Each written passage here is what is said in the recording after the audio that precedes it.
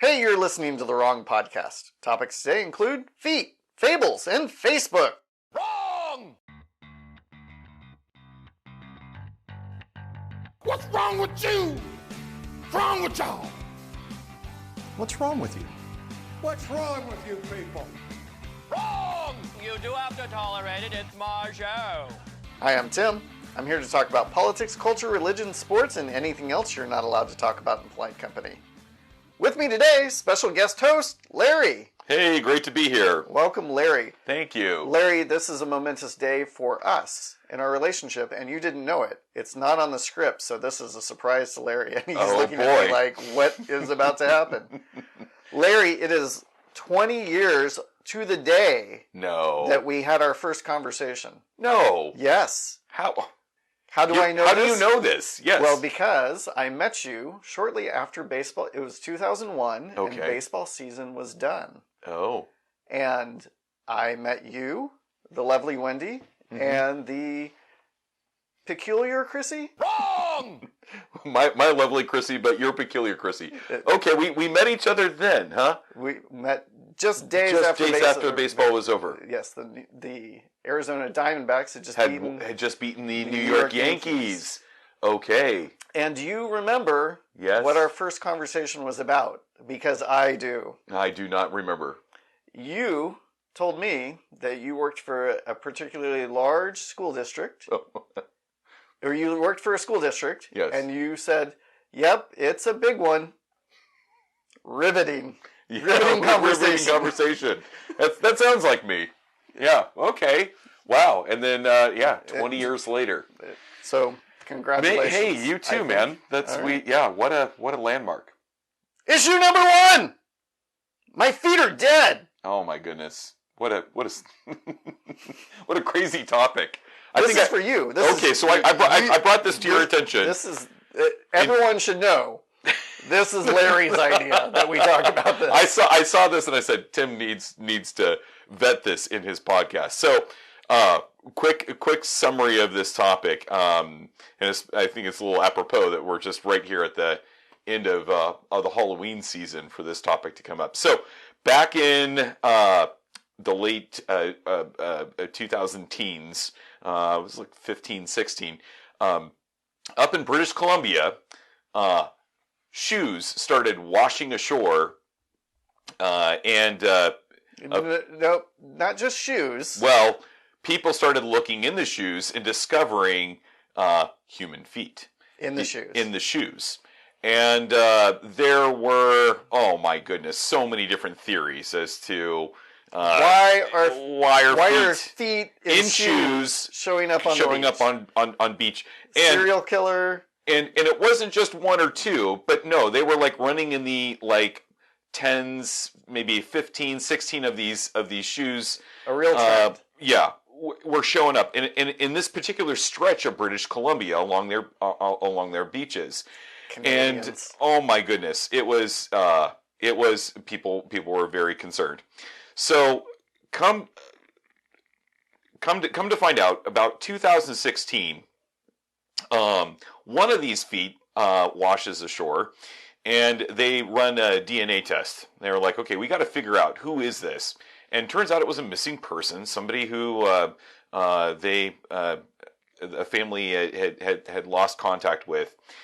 Truth be told, it turns out the story that many of these feet have is a story in common. At some point, and not under any like nefarious, it's all nefarious, Larry. You can't say it's not nefarious. Well, it wasn't feet.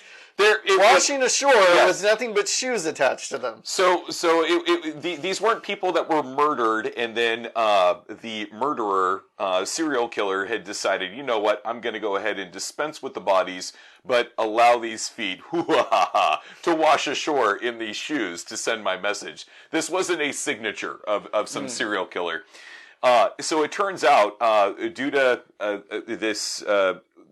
this one isolated incident where they actually did a DNA check, they had cadaver specialists come in, and then they had scientists who actually had run a few experiments along the lines of figuring this out.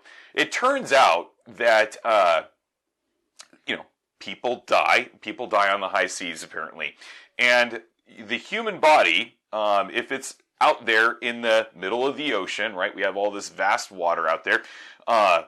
Fish will, eat away at this body if it's left, out there.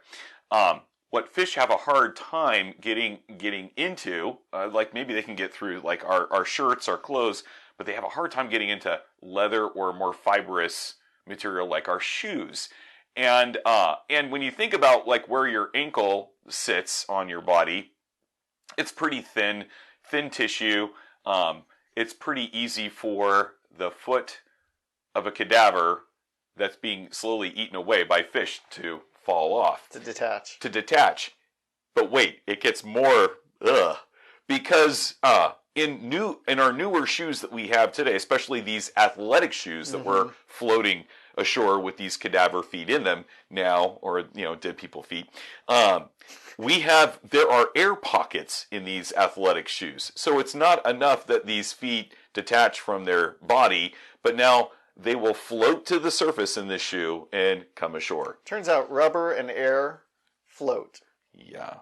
And yeah, it does. Float more, even with feet inside of them. Even with feet inside. And so the current just happened to be pushing. So British Columbia. These people had fallen off boats or had died by suicide by jumping off a bridge. Sure. Or something along those lines, yeah. For some reason they died and their bodies were not recovered in the ocean.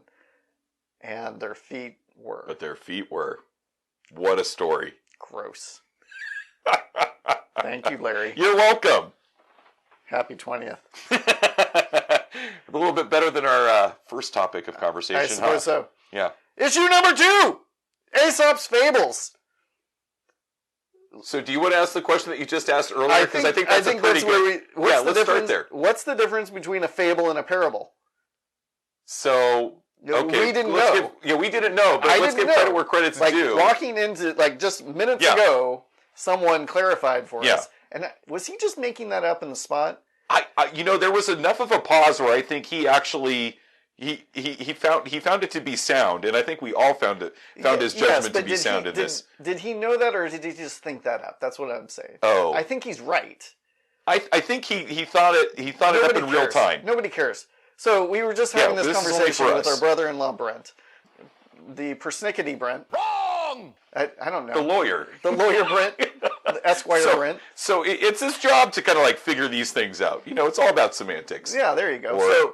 So he said the difference between a fable and a parable is that a fable is fantastical somehow. There's animals involved. Right. And a parable is a real-life situation. Yeah, it's a real life situation. They both have meaning. Stories. They both have stories that carry meaning. But yes, a fable is a parable where you add talking animals. Yeah, right. It's more directed toward children, right? As Aesop's fables are. Yeah. So Aesop, if you didn't know, was a Greek slave. I saw that. And slave. Yeah. To get this kind of to get this kind of recognition. Right. Yeah. Good for a slave. Wow. So he was a wise slave, and he lived about 600 years before Christ. Yeah. And he came up with these Greek? stories. You said Greek, right? Greek. It's all Greek to me. And he came up with these stories, and then they started being written down about 300 years after he lived. Okay. So most likely, maybe a few of them are actually Aesop's. Right, attributed to him. But most of them are just attributed to Aesop. Right. In fact, people are still writing Aesop's fables and attributing him. It's kind of like a genre more than Aesop's actual fable. Aesop's a brand. Yeah, he's a brand now. Good for him. Yeah. Way to go, slave. Not that I should say that, boy. Sorry, 21st century. So let me tell you a couple of Aesop's fables, and then I'll tell you one of my... Hopefully you have one as well. I do. You should think of one right now. I actually, I do. So there's this fox. Okay. He's walking along this trail, and he looks up above him, and on a branch over the path is this giant, beautiful bunch of grapes. Okay. And the fox looks at the grapes, and he says...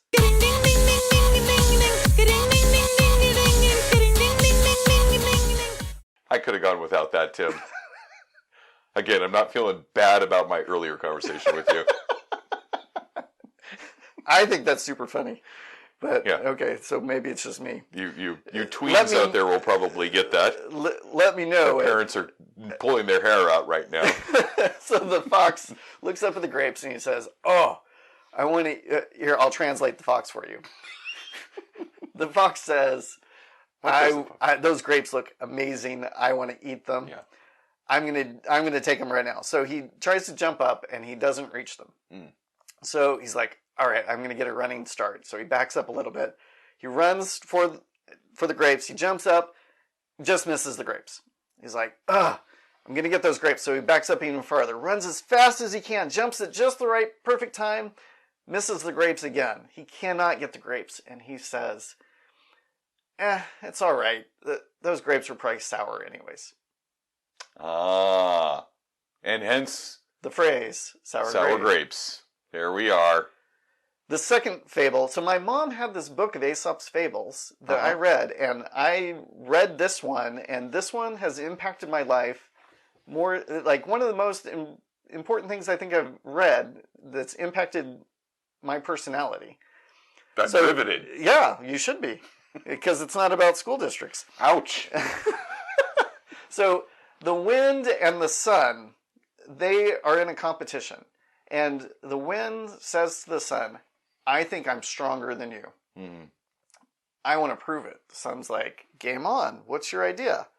The wind says, see that man down there wearing a coat? The sun says, yep, I see him. The wind says, let's see who can get the man to lose his coat quicker. So the sun says, great. Why don't you go first? So the wind starts blowing. He starts blowing as hard as he can. Yeah. And the harder he blows to get this coat off this man, the harder the man holds on to the coat. Interesting. The wind eventually runs out of breath. Yeah. The sun says, all right, my turn. The sun just slowly cozies up to the man. And gets just a little bit warmer and a little bit warmer. A little bit warmer. Eventually the sun is hot and the man takes his coat off himself. Wow. Amazing. That's that's and that's a good lesson to kind of grow up with too. I can see that. Yeah, that's cool. All right, your turn. Okay, yeah. So interesting. Yeah, interesting that you went from that one, because the one that kind of had an impact on me, kind of growing up and hearing about, was the oak tree and the reeds. Oh, I don't know this one. Oh, you don't know this one? And we should clarify, we're not mentioning like his most famous one is the tortoise and the hare. Oh, of course, yeah. That's the one that's the one you probably know and still hear to this day. And you see it in cartoons. But and all the oak tree and the reeds. The oak tree and the reeds. So the oak tree is very proud. And look at my branches. Look how majestic I am. Look how strong and sturdy I am. And the reeds that lay in the field below him are very, very humble, because they're not this giant majestic oak tree. So the wind picks up, and the wind blows, and the oak tree can't help but notice, as he's easily holding strong in this breeze, that the reeds are bowing, and he says, "Look at how puny you guys are. You're why do you cower and bow like this?" And they basically indicate like, well, we are just paying respect and acknowledging the might of this wind. And he says, "Oh, please." So then a hurricane comes. And the hurricane comes and uproots the oak tree, and the reeds continue to bow. And the lesson from this one is, it is better to yield when it is folly to resist than to resist stubbornly and be destroyed. And so that one kind of resonated with me, and especially kind of growing up as a rough and tumble boy. That there is a place for humility.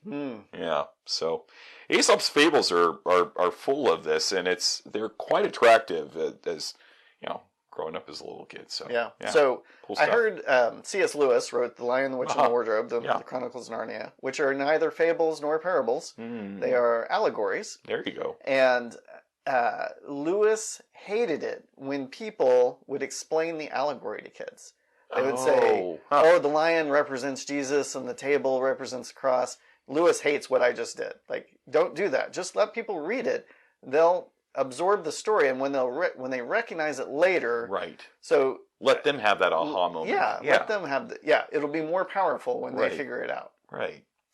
So I took that to heart, and I wrote a parable. I thought it was a fable, but now we know it's a parable. I wrote a parable for my daughters because one of them was having a recurring problem at school. Okay. And it was a daily conversation, and she could not hear wisdom.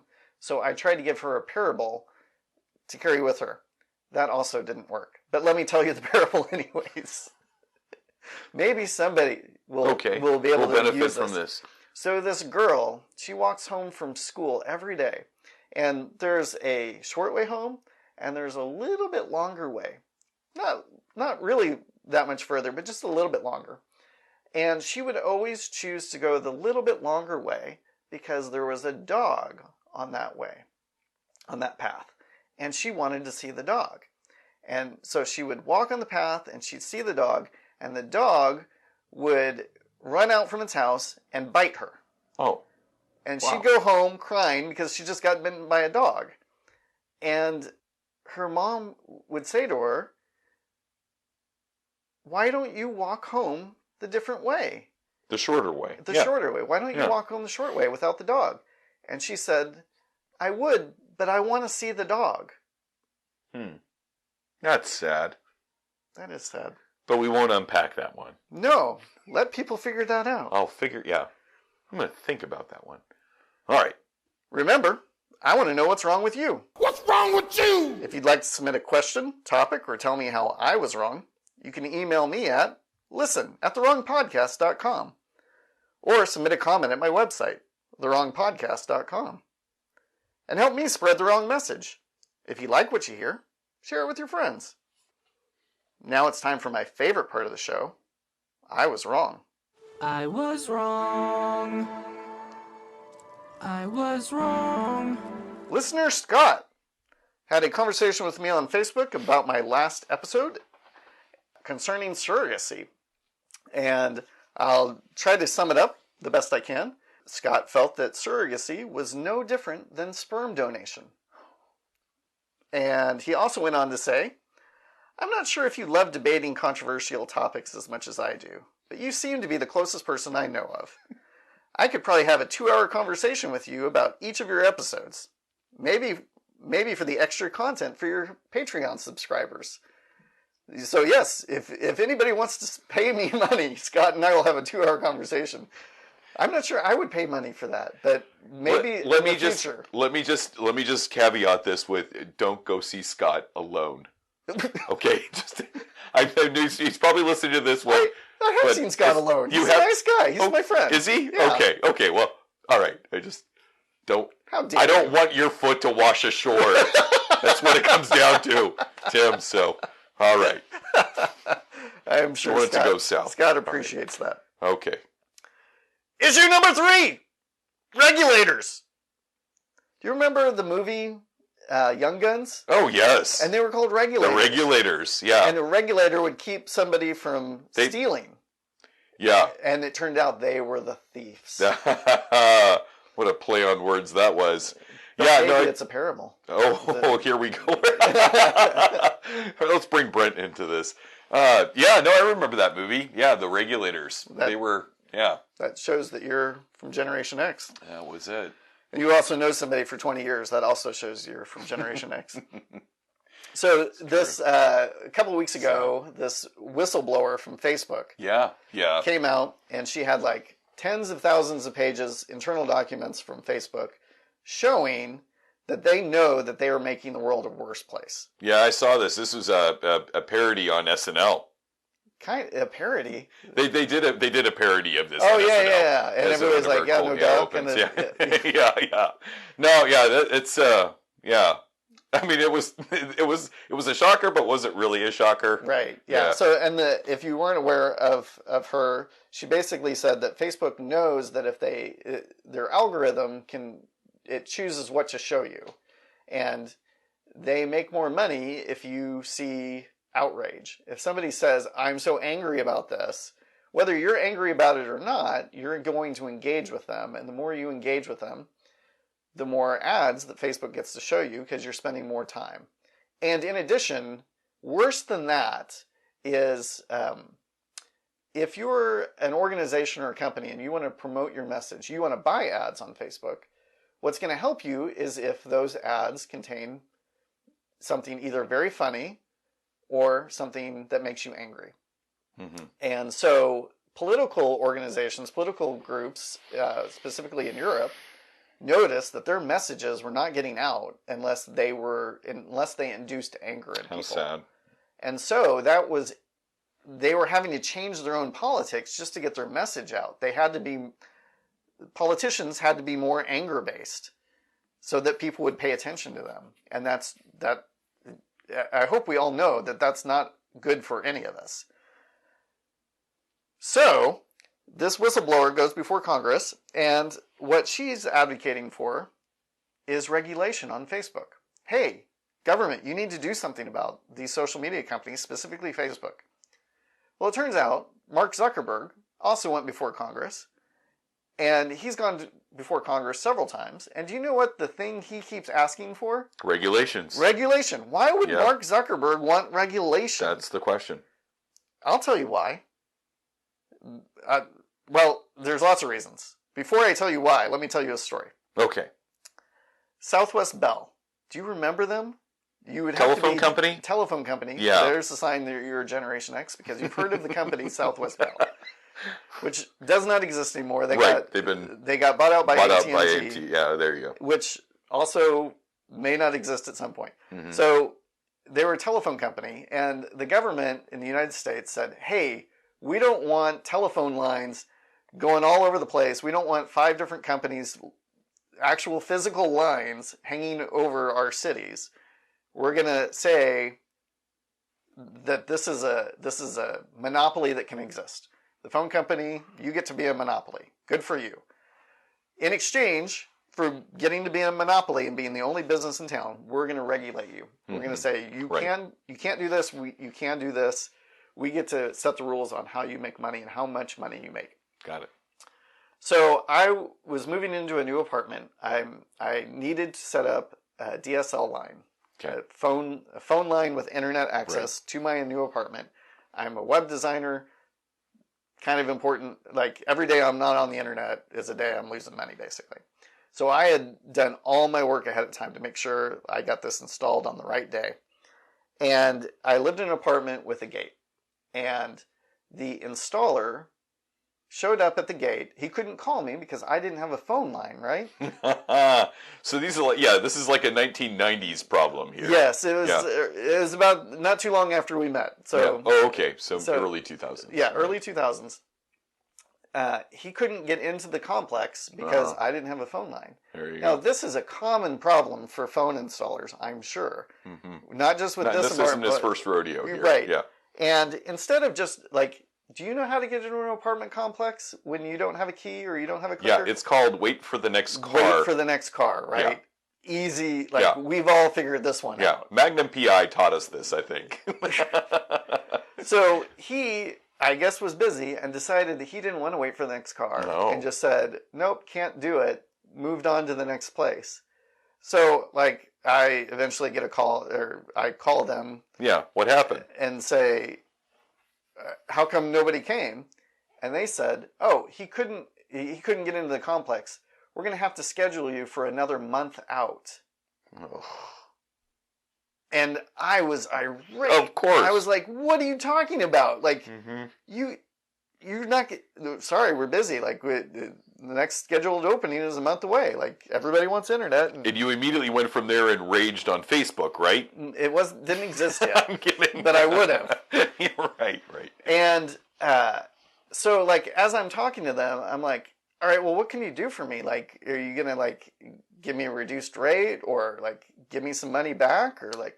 No, because they're the only show in town. And the woman, the customer service representative, says, "No, we can't because we are regulated by the government.